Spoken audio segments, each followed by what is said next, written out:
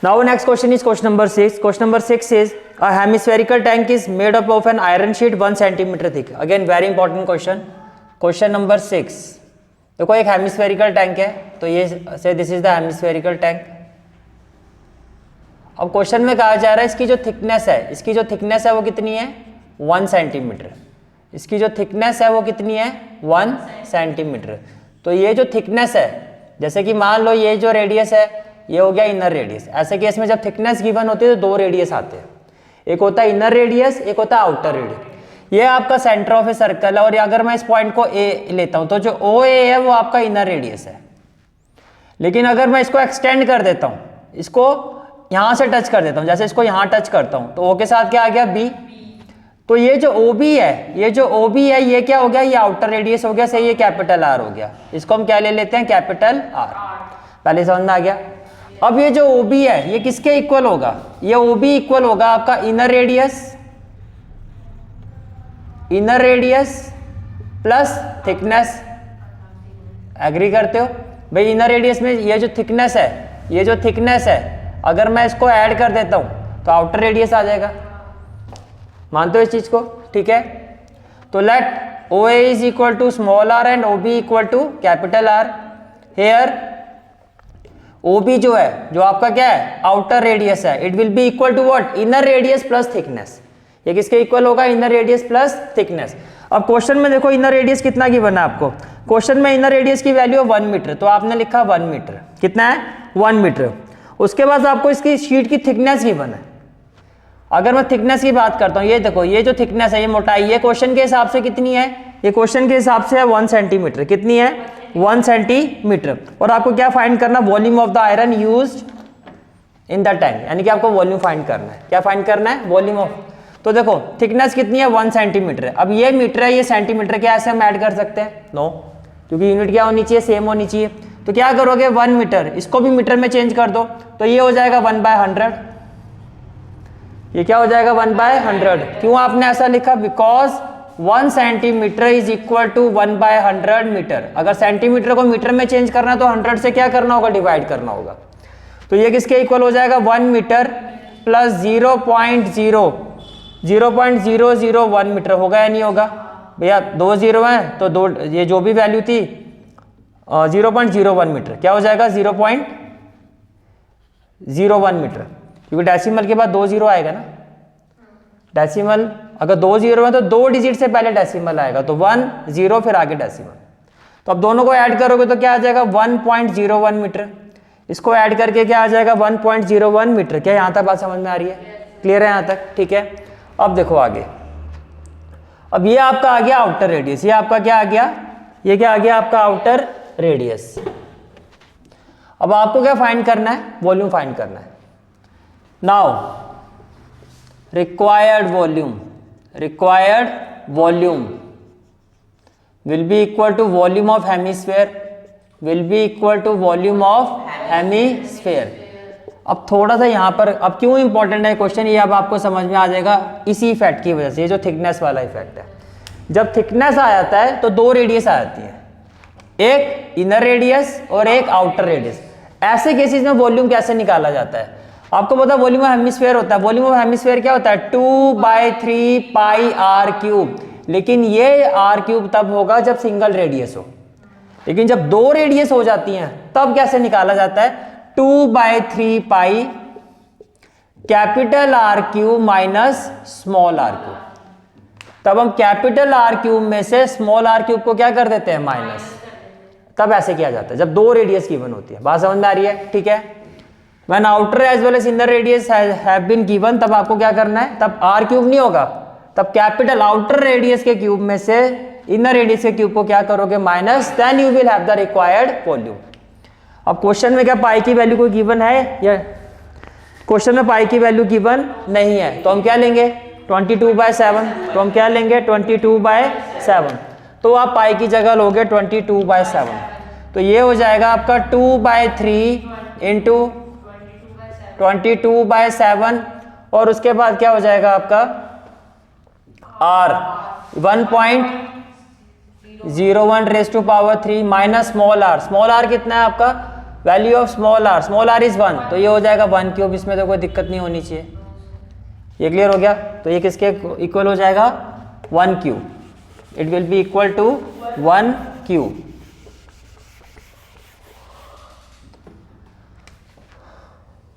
अब देखो A cube minus B cube, A cube minus B cube, अगर आप आइडेंटिटी लगाते हो तो A cube minus B cube आपने क्या पढ़ा था? A minus B A square plus A B plus B square.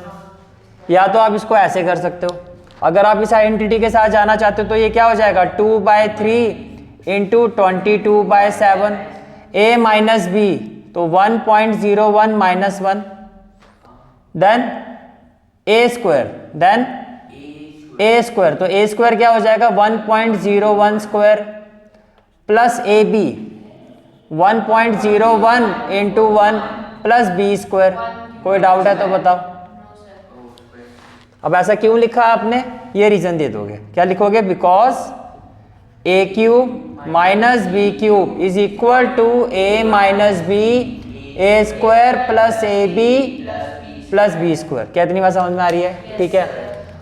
अब देखो यहाँ ये हो जाएगा आपका 22 इंटू 2 या 2/3 इंटू 22/7। अब 1.01 माइनस 1 करोगे तो 0.01 आएगा। ये बात क्लियर है? 1.01 माइनस 1, तो 1.00 ही करोगे तो ये क्या आ जाएगा? 0.01। ये क्या आ जाएगा आपका? 0.01। उसके बाद 1.01 का स्क्वायर करना है, तो 1.01 को 1.01 से मल्टीप्लाई करो। 101,000 अगेन 101, तो क्या आ जाएगा? 10201। तो कितना आ जाएगा? 10201। डेसिमल के बाद 2 और 2 4, 1 2 3 4, तो 1.02। इसको राउंड ऑफ करके क्या लिख सकते हैं? 1.02। डेसिमल के बाद 2 डिजिट तक आप लिख सकते हो। ये बात समझ में आ गई? तो इसका स्क्वायर आ गया 1.02। फिर प्लस 1.01 इंटू 1 क्या हो जाएगा? 1.01 प्लस 1 का स्क्वायर क्या हो जाएगा? 1, और ये इस तरह से आपकी वैल्यू आ जाएगी। ठीक है। अब देखो क्या आएगा? 2/3 इंटू 22/7 0.01 1.02 प्लस 1.01 प्लस 1, तो 1 का मतलब 1.00, तो क्या हो जाएगा? 2 + 1 3 0, और ये हो गया 3, तो कहने से दैट ये हो गया 3.03।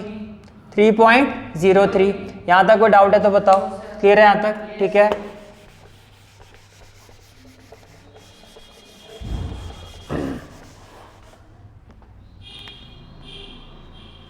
Okay, now what we will have, it will be equal to 2/3 into 22/7। देखो 303 को 1 से करूंगा, ध्यान से देखो 303 तो आएगा। किसी भी नंबर को 1 से मल्टीप्लाई करोगे वही नंबर आएगा, लेकिन डेसिमल के बाद यहाँ कितनी डिजिट है? 2, और यहाँ भी कितनी है? 2, तो 2 और 2 हो गए 4, तो 1 2 3 और 4, तो ये हो गया 0.0303। क्या हो गया? 0.0303। क्या इतनी बात समझ में आ रही है? ठीक है। अब आप इसको सॉल्व करो, कुछ कैंसिल होगा यहाँ पर। देखो 3 से ये कैंसिल हो जाएगा, ये हो जाएगा 0.0 की जगह 0, 3 1 जा 3, फिर 0 की जगह 0, 3 1 जा 3। ये समझ में आ रहा है? ठीक है। अब एक काम करते हैं, इसको मल्टीप्लाई कर देते हैं। 22 2 जा कितना हो जाएगा? 44 इंटू 0.0101 अपोन में क्या आएगा? 7, अपोन में क्या आएगा? 7।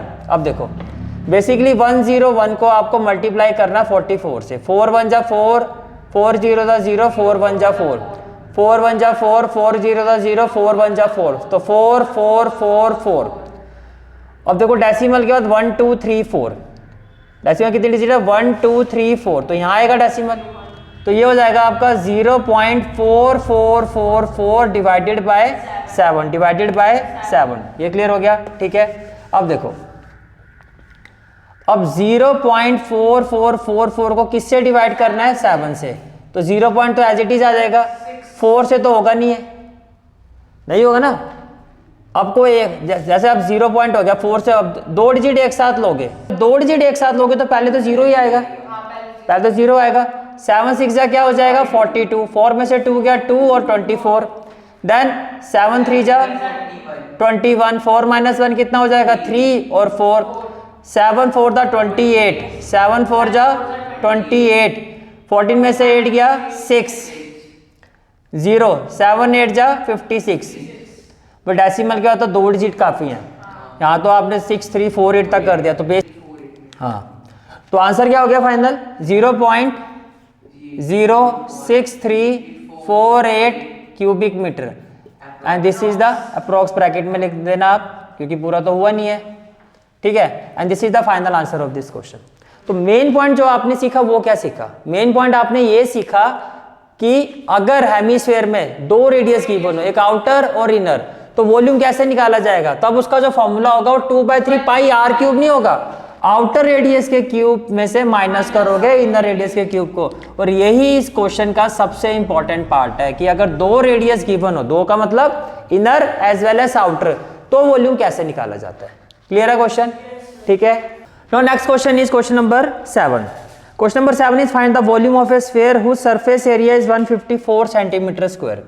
क्वेश्चन नंबर 7 में क्या कहा गया आपको, क्वेश्चन में आपको वॉल्यूम ऑफ स्फीयर फाइंड करना है। क्वेश्चन में आपको क्या फाइंड करना है, वॉल्यूम ऑफ स्फीयर आपको फाइंड करना है और गिवन क्या है आपको surface area, surface area of sphere, ये आपको गिवन है।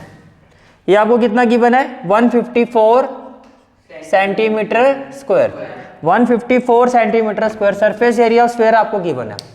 अब देखो सरफेस एरिया ऑफ स्फीयर क्या होता है, अगर मैं सरफेस एरिया ऑफ स्फीयर की बात, तो सरफेस एरिया ऑफ स्फीयर क्या होता है 4 pi are square and it is equal to 154। सबसे पहले देखो अगर वॉल्यूम ऑफ स्फीयर फाइंड करना तो फॉर्मूला क्या होता है 4/3 पाई आर क्यूब। तो पहले आपको रेडियस निकालना होगा, क्या निकालना होगा रेडियस। तो can I say that are, ये होगा 4 into 22/7 into r square equal to 154, yes और नो। तो आर स्क्वायर की वैल्यू क्या हो जाएगी, देखो 154, ये डिवाइड हो रहा है, यहाँ जाके क्या हो जाएगा मल्टीप्लाई, और ये मल्टीप्लाई हो रहा है, यहाँ जाके क्या हो जाएगा डिवाइड। अब ध्यान से देखो, ध्यान से देखो, 11 2 जा 22, 11 1 जा 11, 11 4 जा 44, 11 4 जा 44, देन 2 1 जा 2, 2 7 जा 4। अब ध्यान से देखो 7 का पेयर है और 4 2 का पेयर होता है, तो मेरे लिए स्क्वायर रूट निकालना इजी है। r इक्वल टू क्या हो जाएगा स्क्वायर रूट ऑफ 7 इंटू 7, और जो 4 है इसको मैं ले सकता हूँ 2 इंटू 2। तो बेसिकली जो r है आपका वो आ गया 7/2 सेंटीमीटर। तो रेडियस कितना आ गया 7/, समझ में आ गया कि हमारा पेयर बन गया, जिसका पेयर बनता है वो रूट से बाहर हो जाता है, जिसका पेयर बनता है वो रूट से बाहर चला जाता है। ये बात समझ में आ रही है, ठीक है। नाउ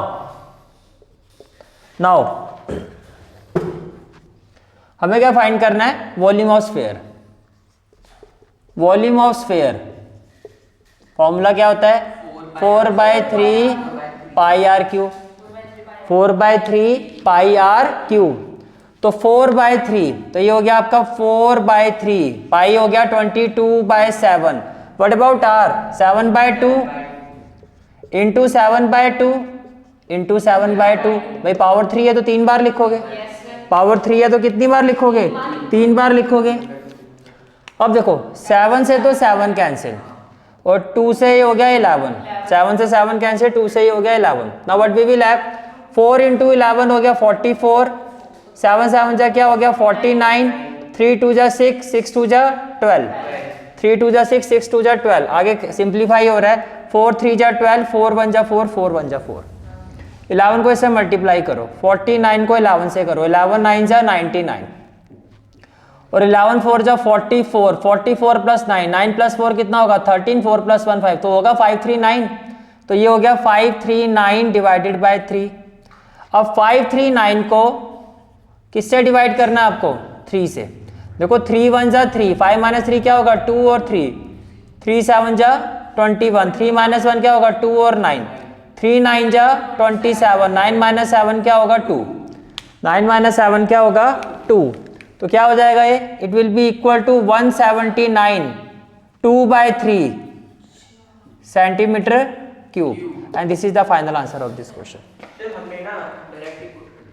नहीं ये समझ में आ गया कैसे किया हुआ, क्लियर है यहाँ तक, ठीक है। Now next question is question number 8, again very very very important question. This is a very very very important question. तो यहाँ पर आप भैया एक की जगह 2 स्टार लगाओ। और dome of a building is in the form of a hemisphere. एक डोम है, जैसे कि मान लो कुछ इस तरह से एक डोम है जो किस शेप में है, हेमिस्फीयर की शेप में है। इस तरह से बनाओगे आप डोम, कुछ इस तरह से होगा, ठीक है। अब आपको क्या कहा जा रहा है, from inside it was white wash. अब देखो जब आप इसको व्हाइट वॉश करोगे तो इसी जगह पे तो करोगे, इसी एरिया पे होगा ना व्हाइट वॉश। यानी कि जब वो इनर सरफेस एरिया की बात हो रही है तो कर्व्ड सरफेस एरिया की बात हो रही है। इतना तो हमें समझ में आ रहा है। कहता from inside it was white wash at the cost of ₹4989.60। तो total cost of white washing की बना आपको, total cost of white washing, total cost of white wash, not washing, इसको व्हाइट वॉश का total cost of white wash कितना है, ₹4989.60। यानी कि इस एरिया को व्हाइट वॉश करने के टोटल हमने कितने पैसे दिए हैं, 4989.60। If the cost of white washing is, फिर आपको कॉस्ट भी गिवन है। कॉस्ट का मतलब आपको ये कहा जा रहा है according to the question, according to the question cost of whitewashed, cost of whitewash per square metre means 1 metre square. 1 metre square की व्हाइट वॉश कॉस्ट कितनी है, ₹20। यानी कि 1 मीटर स्क्वायर में अगर आप व्हाइट वॉश करते हो तो कितना पे करोगे, ₹20। तो आपको कहा जा रहा है inside surface area, inside surface area means आपको कर्व्ड सरफेस एरिया निकालना है। अभी आप जब तक नहीं निकाल सकते जब तक आपका रेडियस ना हो, जब तक आपके पास रेडियस ना हो, ठीक है। तो देखो cost of whitewash 1 metre square है, ठीक है। Now total area to be whitewash, क्या आप एग्री करते हो, it is equal to curved surface area of hemisphere, curved surface area of hemisphere जो आपका होता है 2πr²। ये एग्री करते हो। तो अगर 1 मीटर स्क्वायर की कॉस्ट ₹20 है, 1 मीटर स्क्वायर की कॉस्ट कितनी है, 20 की बना ना क्वेश्चन में। 1 मीटर स्क्वायर व्हाइट वॉश करने की कॉस्ट कितनी है, ₹20। तो क्या मैं ये कह सकता हूं, which implies total cost of whitewash, total cost of whitewash 2π, इसको इक्वल टू मैं ए ले रहा हूं, क्या ले रहा हूं, a, total cost of whitewash a metre square area क्या होगा, ₹20 इंटू ए होगा या नहीं होगा। ये 1 मीटर स्क्वायर की अगर ₹20 कॉस्ट है तो ए, ये जो एरिया है आपका ए, इसको ये ₹20 है, 1 मीटर स्क्वायर को व्हाइट वॉश करता हूं तो कितना आता है, ₹20। तो ये जो एरिया है कर्व्ड सरफेस एरिया मैंने मान लिया ये किसके इक्वल है, ए मीटर स्क्वायर। तो ये जो ए मीटर स्क्वायर एरिया को व्हाइट वॉश करूंगा तो ए से इसको मल्टीप्लाई करना पड़ेगा, तभी तो आएगी टोटल कॉस्ट। तो टोटल कॉस्ट ये इसके इक्वल आएगी। और क्वेश्चन के हिसाब से जो टोटल कॉस्ट है वो कितनी है, क्वेश्चन के हिसाब से टोटल कॉस्ट है वो कितनी है। अब इसको अगर मैं इक्वेशन 1 लेता हूं और इसको क्या लेता हूं, इक्वेशन 2, तो इसका मतलब या पहले इसमें ए की वैल्यू पुट कर दो, पहले इसमें किसकी वैल्यू पुट कर दो, ए की। तो ये क्या हो जाएगा, ₹20 इंटू वैल्यू ऑफ ए क्या है, 2πr²। वैल्यू ऑफ ए क्या है, 2πr²। तो it is equal to ₹40πr²। कितना आएगा, 40 अब ये आपकी जो टोटल कॉस्ट है इसको मैं ले लेता हूं इक्वेशन 2 है। देखो ये भी टोटल कॉस्ट है, ये भी टोटल कॉस्ट, सेम कॉस्ट है ना, तो ये दोनों क्या होना चाहिए, इक्वल। ये दोनों क्या होना चाहिए आपका, इक्वल। तो आप क्या कहोगे, from 1 and 2, from 1 and 2 40πr² should be equal to 4989.60। तो r² इक्वल टू क्या हो जाएगा, 4989.60 डिवाइडेड बाय 40π। तो r² इक्वल टू क्या हो जाएगा, 4989.60 डिवाइडेड बाय 40, 22/7। तो 7 ऊपर आ जाएगा, 22 को नीचे कर दो, कोई डाउट। डेसिमल भी रिमूव कर दो तो यहाँ पर 100 और आ जाएगा। ये बात समझ में आ रही है, ठीक है। अब देखो लास्ट में 0 दिखाई दे रहा है, लास्ट में क्या दिखाई दे रहा है, 0, और 0 से आगे 6 है। अगर लास्ट की 2 डिजिट 4 से डिविजिबल हो तो वो पूरा नंबर 4 से डिविजिबल होता है। 60 जो है 4 के टेबल में आता है, 4 इंटू 15, 15 4 जा 60 होता है। तो क्या मैं सीधा 4 से कर दूं या 2 से करके दिखाऊं?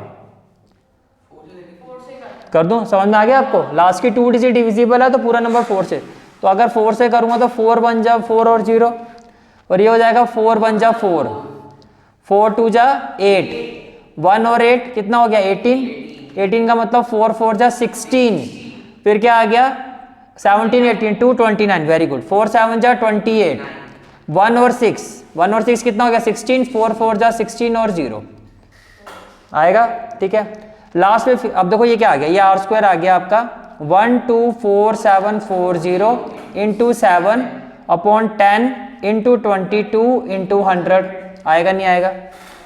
अच्छा अब देखो लास्ट के 2 डिजिट फिर देखो 4 से डिविजिबल है और ये भी 4 के टेबल में आएगा।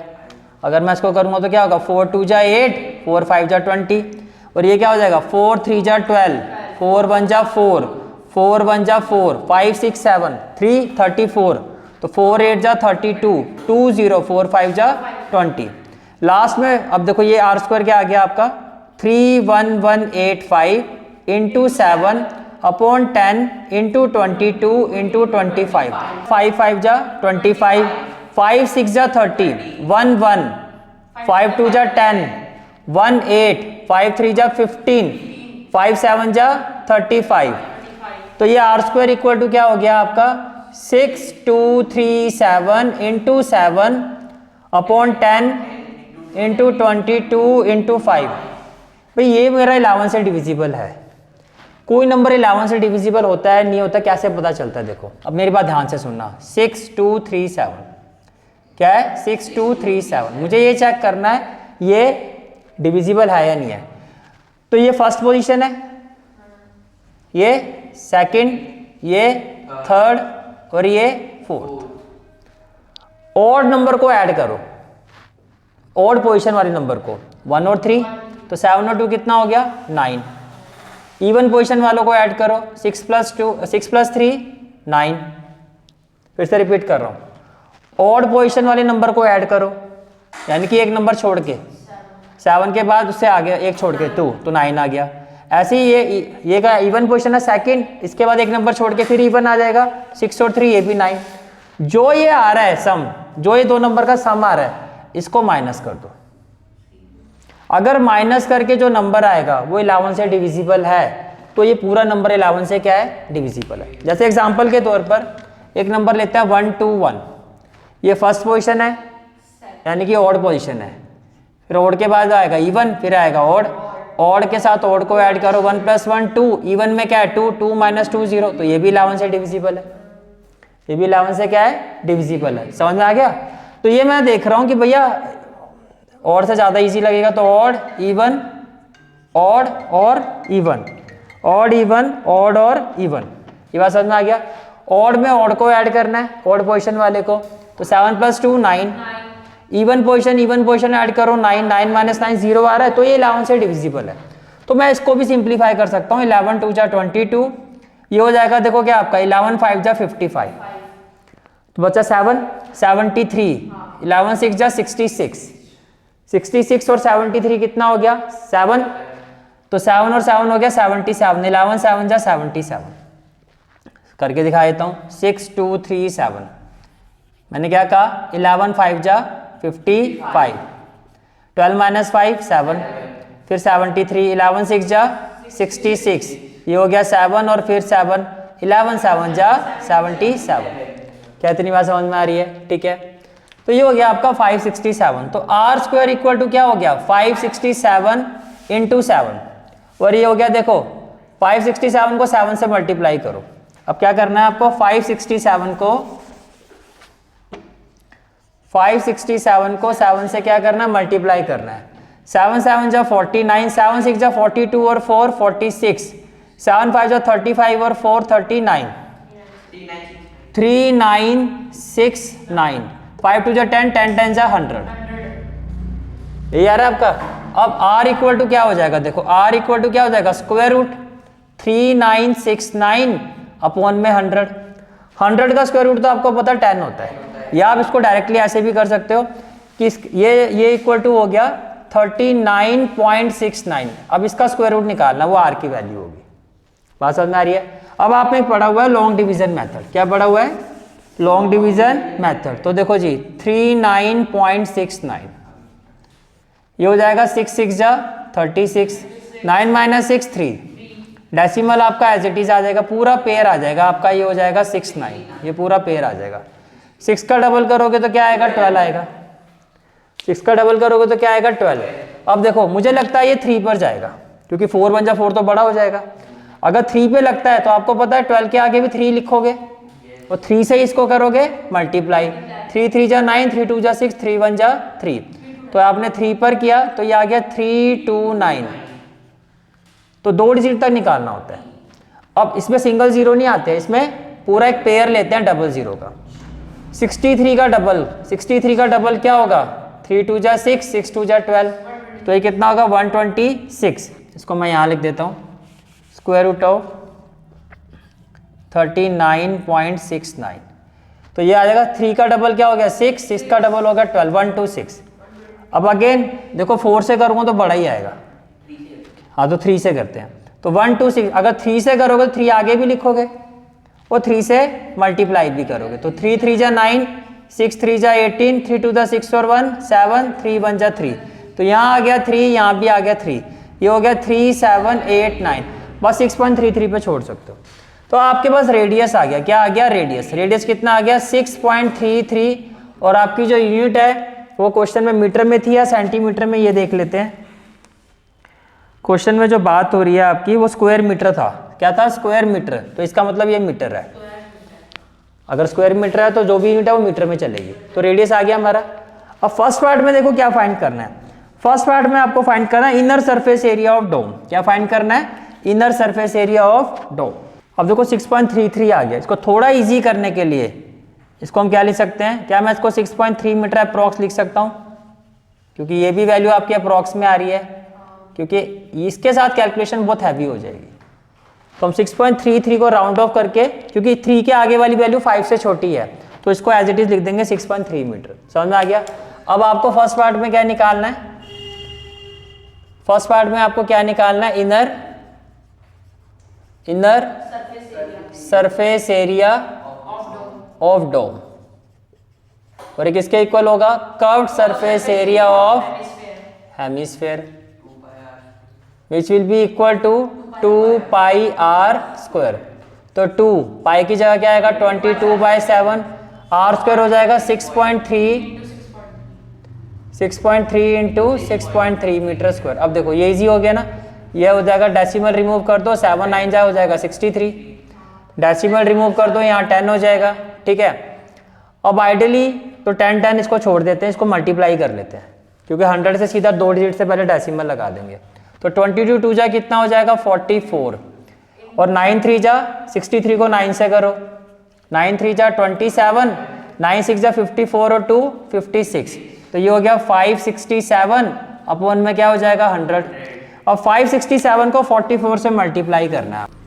Now 567 into 44, 567 into 44, 7 4 the 28, 6 4 the 24 और 2 कितना होगा? 26, 5 4 द 20 और 2 कितना होगा? 22, 8 6 2 2, 8 और 6 14, 7 8 और 1 9, 2 2 और 4 ये होगा 2 4 9 4 8। तो देखो ये आ रहा है आपका 24948 डिवाइडेड बाय क्या हो जाएगा? 100। तो 2 जीरो है तो it will be equal to 249.48 metre square. तो ये आपका फर्स्ट पार्ट का आंसर होगा। फिर आपको क्या निकालना है? वॉल्यूम निकालना है। क्या निकालना है? वॉल्यूम। तो फर्स्ट पार्ट हो गया, ठीक है। अब सेकंड पार्ट में आपको क्या निकालना है? Volume of dome. Volume of dome, और डोम की शेप में है हेमिस्फेयर, तो it will be equal to volume of hemisphere. It will be equal to volume of hemisphere, और वॉल्यूम ऑफ हेमिस्फेयर क्या होता है? 2/3 पाई आर क्यूब। तो ये हो जाएगा 2/3, value of pi is 22/7 and value of r is 0, जो आप 6.3, वैल्यू ऑफ आर इज 6.3, तो 6.3 इंटू 6.3 इंटू 6.3, और ये हो जाएगा मीटर क्यूब।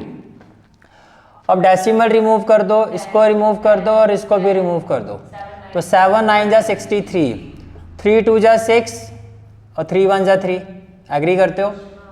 अब इसको मल्टीप्लाई कर देते हैं ना। 22 2 जा कितना हो जाएगा 44, 9 1 जा 9, 9 2 जा 18, इंटू में क्या हो गया 63 अपॉन 10 इंटू 10 इंटू 10,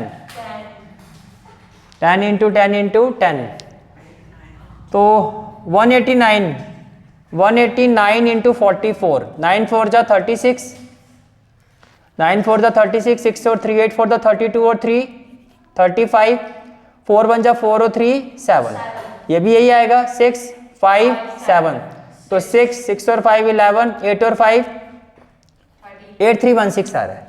अब 8316 को किससे करोगे 63 से, तो 6 3 जा 18, 3 1 जा 3 और 1 4, 3 3 जा 9 और 8 3 जा 24, 6 6 जा 36, 6 1 जा 6 और 3 9, 6 3 जा 18 और 8 6 जा 48 और 1 कितना होगा 49, समझ में आ गया? अब क्या आएगा देखो 8 6 + 4 10, 18 + 1 19 और 8 + 4 12 + 1 13, 9 + 1 10 और 2 12, 4 + 1 5, तो ये आ रहा है आपका 523908 और 1 2 3 1 2 3, तो ये 1 2 3, तो ये आएगा 523.908 मीटर क्यूब, जिसको आप राउंड ऑफ करके ले सकते हो 523.9 मीटर क्यूब अप्रोक्स।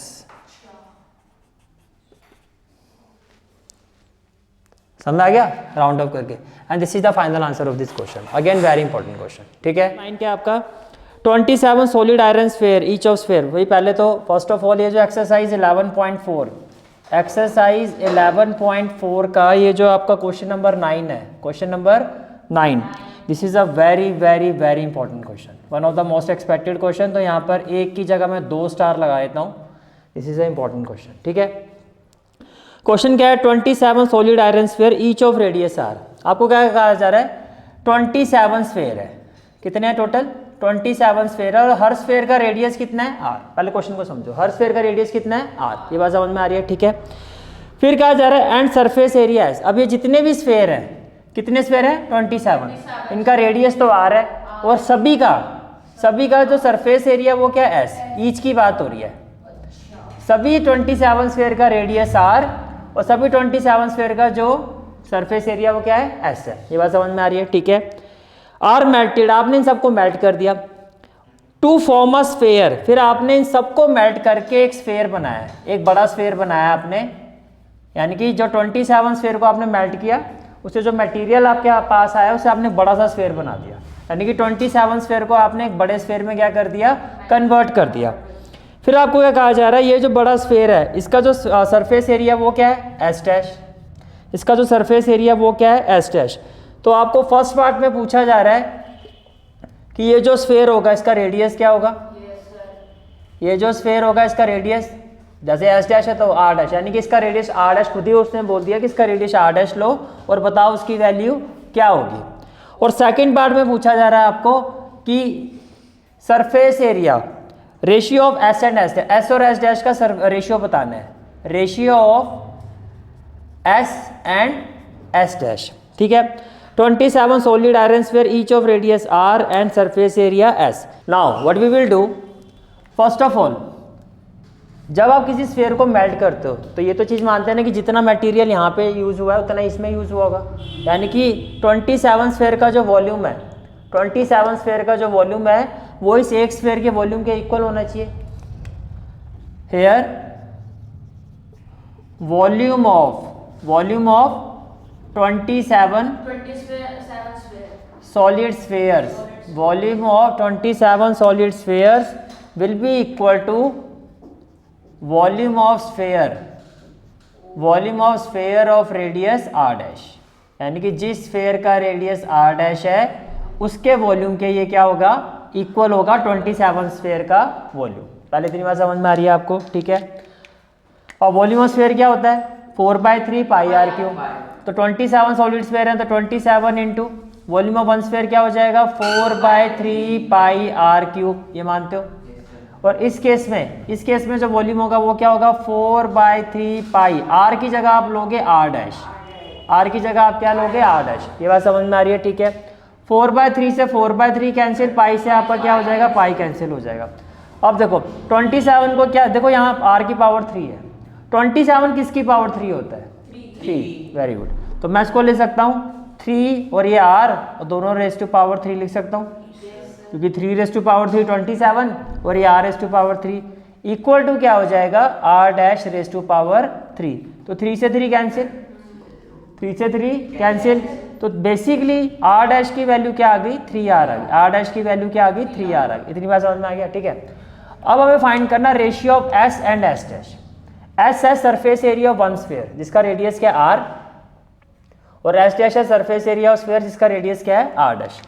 तो ये हमारा फर्स्ट पार्ट तो हो गया कि वैल्यू कितनी आई है, 3r। अब हम आते हैं पार्ट 2 में। पार्ट 2 क्या कहोगे, now ratio of S and S dash, ratio of S and S dash, ratio of S and S dash will be equal to S upon S dash. किसके इक्वल होगा, will be equal to S upon S dash, होगा इसके equal. तो S आपका क्या है, S क्या है आपका surface area of this sphere, इसका रेडियस आर है, तो ये हो गया 4πr²। और एस डैश क्या है, सरफेस एरिया ऑफ स्फीयर जिसका रेडियस क्या है आर डैश, तो ये हो जाएगा आर डैश स्क्वायर। ये बात क्लियर होगी। तो 4 से 4 कैंसिल, पाई से क्या मैं इसको ऐसे ले सकता हूँ r upon r dash square, इसमें तो कोई दिक्कत नहीं है क्योंकि दोनों में पावर सेम है। अगर पावर सेम हो तो हम एक साथ लिख सकते हैं ऐसे। अब जो आर डैश है आपका वो किसके इक्वल है, 3r के। तो मैं आर की जगह, आर डैश की जगह लिखूंगा 3r, आर डैश की जगह क्या लिखूंगा 3r, और इसका क्या कर दूंगा स्क्वायर। और ऐसा क्यों लिखा, because R dash is equal to 3r, because R dash is equal to 3r। ये बात समझ में आ रही है, ठीक है। अब देखो r से r तो कैंसिल हो जाएगा, तो जब मैं इसका स्क्वायर करूंगा तो क्या आएगा 1/9। Therefore required ratio, required ratio किसके इक्वल हो जाएगा 1:9। तो ये आपका पार्ट 2 का आंसर हो गया। This is the answer of part 2, this is the answer of. Now next question is question number 10। Question number 10 is A capsule of medicine is in the shape of a sphere of diameter 3.5 mm।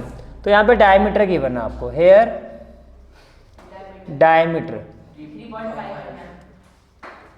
Diameter is equal to 3.5 mm। अब diameter अगर 3.5 mm है तो radius क्या हो जाएगा 3.5/2 mm, 3.5/2 mm, ठीक है। अब आपको कहा जा रहा है how much medicine is needed to fill the capsule. Now medicine required, medicine is needed to fill the capsule। अब देखो क्वेश्चन में एक आ गया जो कैप्सूल किस शेप में है, स्फेरिकल शेप में, is equal to volume of sphere, is equal to volume of sphere, क्योंकि जो कैप्सूल है वो स्फेरिकल शेप में है। अब किसी चीज में उतनी चीज आएगी जितना उसका वॉल्यूम होगा, उतना ही वो कंटेन करेगी, ठीक है। तो वॉल्यूम ऑफ स्फीयर क्या होगा आपका 4/3πr³। 4/3 पाई की जगह क्या हो जाएगा आपका 22/7, तो ये हो गया 22/7। और r³ क्या हो जाएगा 3.5/2, 3.5/2, और ये हो जाएगा 3.5/2। और mm में तो बेसिकली ये क्या होगा mm³ होगा, ये मानते हो, ठीक है। अब क्यूब को 2 बार क्यों लिखूं मेरे भाई, तो दिवाली बोनस चल रहा है हैं। डेसिमल हो गया 0, डेसिमल हो गया 0, डेसिमल हो गया 0, ठीक है। 7 1 जा 7, 7 5 जा 35। और आप देखो 5 4 जा 20, 5 6 जा 30, 5 7 जा 35, 5 4 जा 20, 5 7 जा 35। चलो दीदी 4 से 4 भी कैंसिल कर देते हैं। 2 1 जा 2, 2 1 जा 2, 2 1 जा 2 और 0। और कोई और कुछ फरमाइश नहीं, अरे वाह 5 1 जा 5, 5 2 जा 10। और कुछ दीदी अब तो नहीं है, पक्का नहीं है, चलो अब नहीं है तो भैया मल्टीप्लाई करो फिर। देखो 11 हो गया ये, it is equal to 11 into 7 7 जा क्या हो जाएगा 49, ये हो गया 49। और 2 3 जा 6, 6 4 जा 24। अब 49 को 11 से मल्टीप्लाई करो, 11 9 जा 99, 11 4 जा 44, 44 प्लस 9, 9 प्लस 4 13, तो कितना आएगा 539। तो ये आ रहा है हमारा 539 डिवाइडेड बाय 24। अब 539 को 24 से डिवाइड करो। 24 टू जा होता है 48, 24 टू जा क्या होता है 48, तो 24 टू जा 48 होता है। 13 माइनस 8 कितना हो जाएगा 5, 13 माइनस 8 5, 4 माइनस 4 0, तो ये हो गया 9। फिर 24 टू जा 48, 9 में से 8 गया 1, 4 में 5 में से 4 गया 1, तो यहाँ आ जाएगा 0, यहाँ आएगा डेसिमल। अब किस पे जाना चाहिए? अब अगर इसको आप 5 से ट्राई करते हो, देखो तो 5 4 जा 25, ये तो बड़ा आ रहा है। 4 पे ट्राई करते हैं तो 4 4 जा 16, तो 4 पर जाएगा।